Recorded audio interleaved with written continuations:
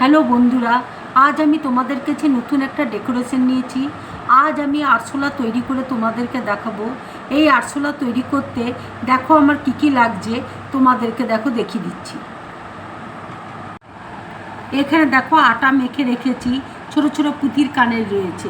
এই দিয়ে আমি ডেকোরেশনটা তৈরি করব। আটা দিয়ে দেখো আমি এইভাবে আরশোলা দেখো তৈরি করছি।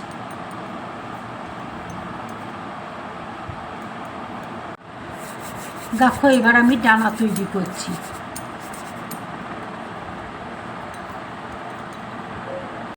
ডানাটা দেখো তৈরি করে নিলাম। দেখো দুটো ডানা আমি এইভাবে দেখো লাগিয়ে দিলাম। এবার দেখো চোখ আমি তৈরি করে নিচ্ছি।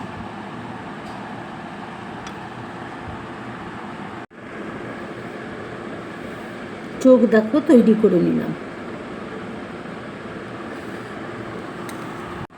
আটা দিয়ে দেখো আমি পা তৈরি করে দিচ্ছি।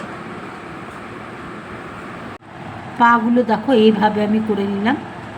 এইভাবে দেখো ডিজাইন করে দিচ্ছি একটু। এবার দেখো মুখটা আমি তৈরি করে দিচ্ছি।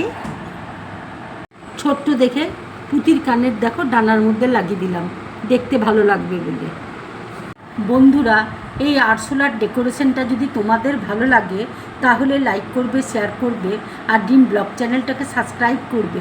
তোমরা বেশি করে কমেন্টস করবে, তাহলে আমার খুব ভালো লাগবে। নমস্কার।